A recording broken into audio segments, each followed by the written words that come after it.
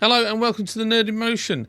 There are some leaks of a new Jaguar on the interwebnet that's doing the rounds, so we need to have a look, seeing as we had so much to say about it before.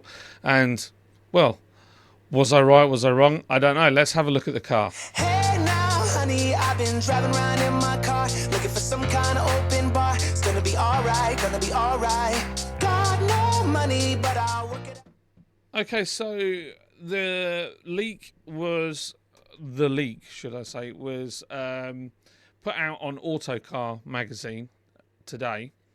And these are the pictures from the car. This is the front.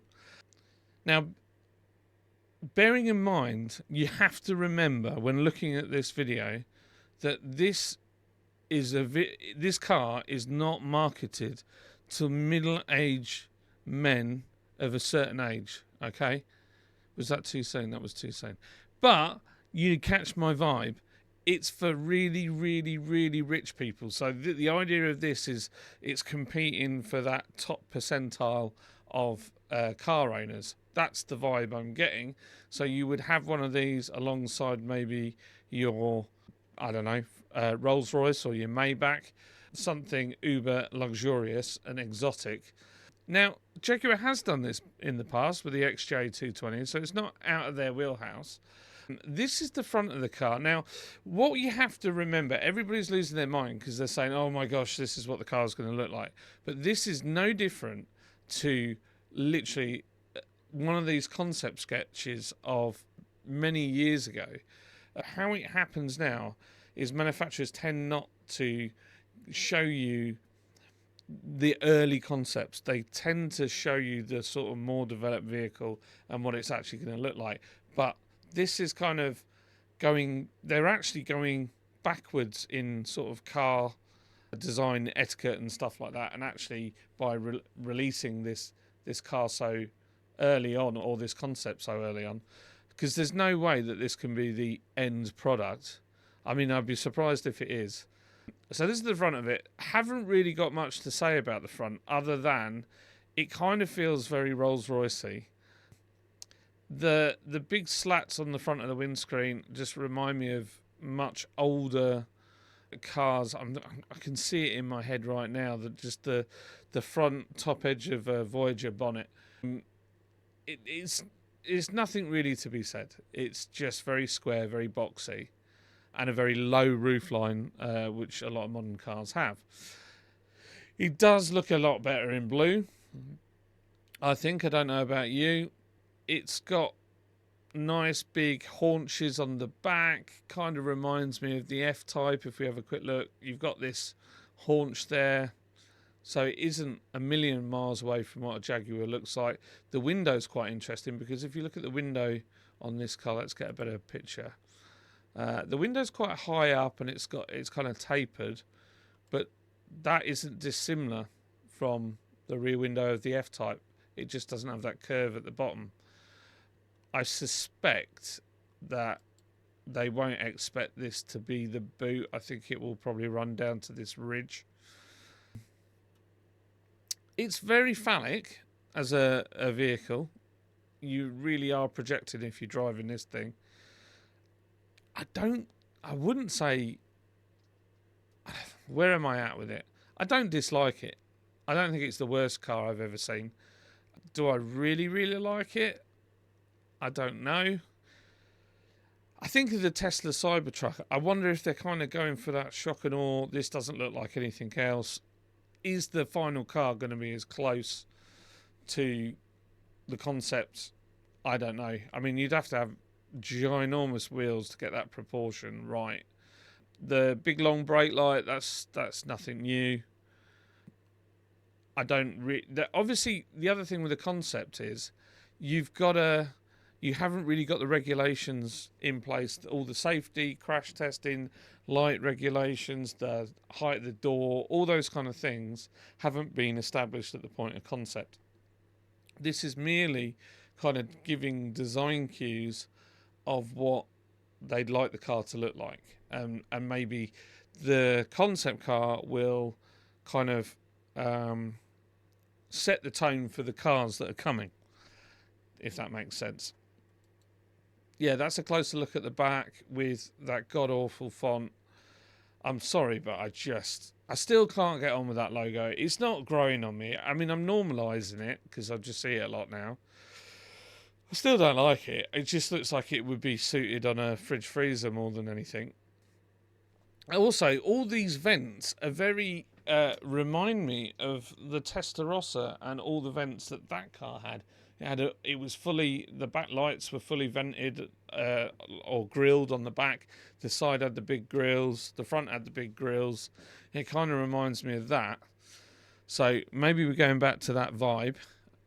The other thing I was thinking, like, for an electric car, why has it got such a massive bonnet?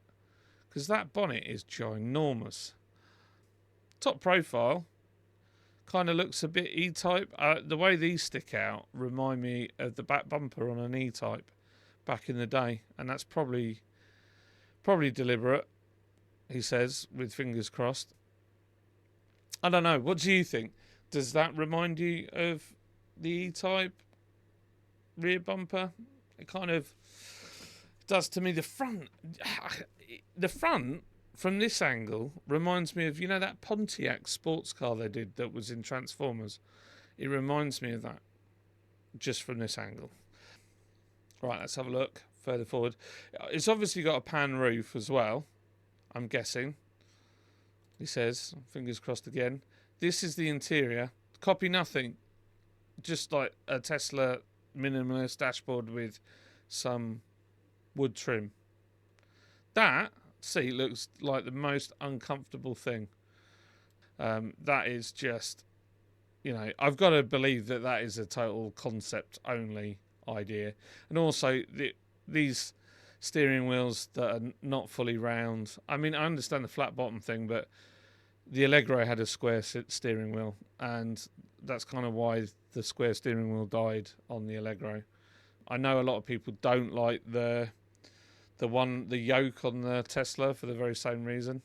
I like the pedals coming out the floor and being pushed down. Kind of reminds me of the old sports cars, BMWs, Mercs, stuff like that. So this is the side, and it's got, like, I'm guessing this, I don't really know what that's supposed to be. Oh, concept leak port. Sorry, Jaguar concept leak port. So that is the port to charge it from. Okay, that makes sense. Well, it's in the middle of the car. It's not the worst thing in the world. It's close to the driver. I'm not sure how long the wood laminate will last on the outside. I kind of feel like with all the salt off the road, that'll start to peel quite quickly. Oh, there's that beautiful logo again. It looks a bit like a pig there. Just that photo. I don't know why, but I think the pink, launching it in pink doesn't really do it any favours. There we go. This is the Jaguar behind bars. This is the camera for the rear view. There's no way that that'll be released with the camera that low. I mean, it's a concept. You just wouldn't be able to do it because the amount of road dirt that is on the bottom side of the car there, you know, it's a nice looking sort of design cue. But yeah, obviously they're not going to put that out on the real car. I just can't see it. This is the haunch again. Goes back. Let's have a look at the F-Type. Yeah, I can see it. So they haven't gone a million miles away from where they said they were.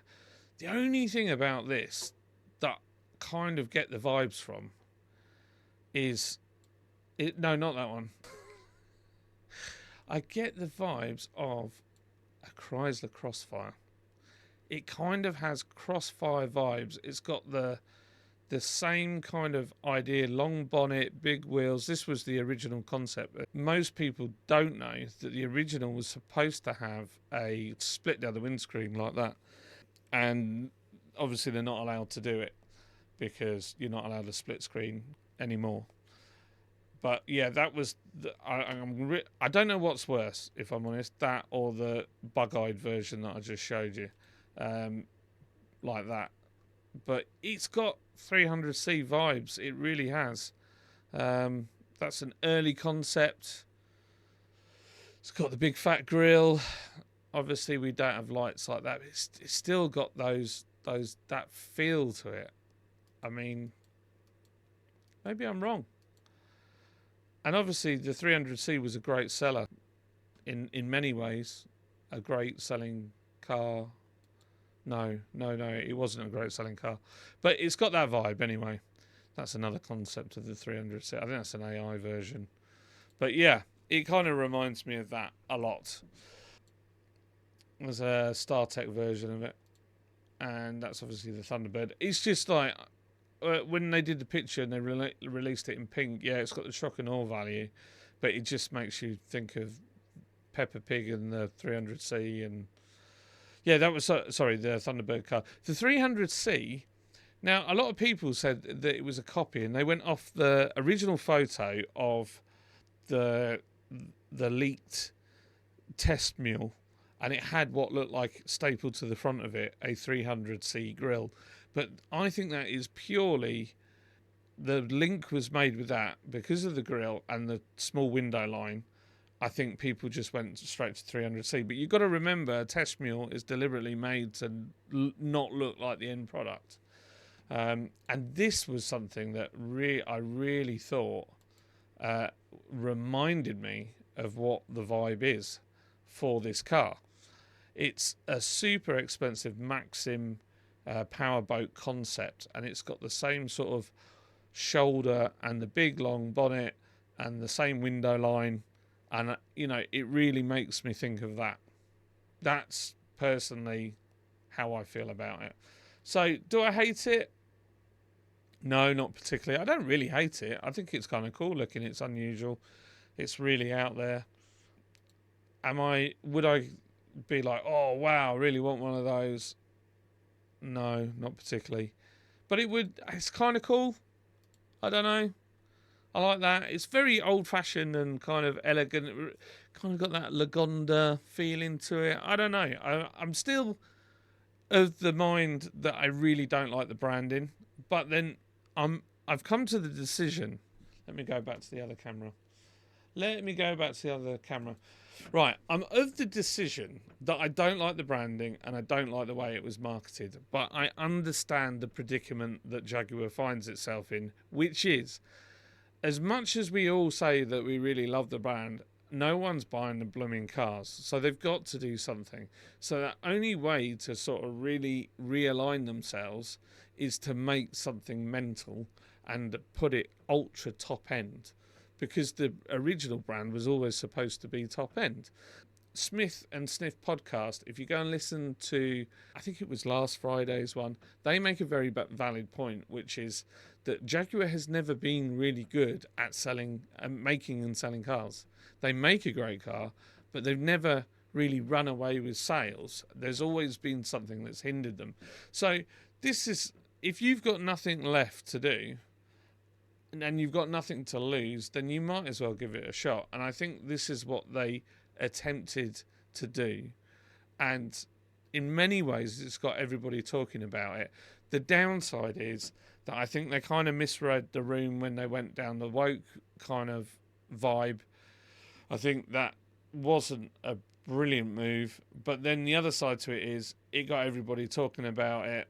And yeah, it's kind of unusual looking, and I don't hate it. I don't think it's the best concept I've seen, but I don't hate it. Copy nothing. I kind of think that is, they've set themselves up for a fall there, because there's loads of design elements there are copied of other cars, and I think beer is much the same. You can bring out a new beer all the day long, and every day bring out a new beer, but everything's already been done. There's nothing new under the sun, and it's the same with cars. Everybody's kind of had a style, done something, tried something. It's not really new. It's just repackaged in a different design kind of way. So yeah, that's what I think. Tell me if you think I'm wrong. Maybe I'm going too easy on Jaguar, but I don't know.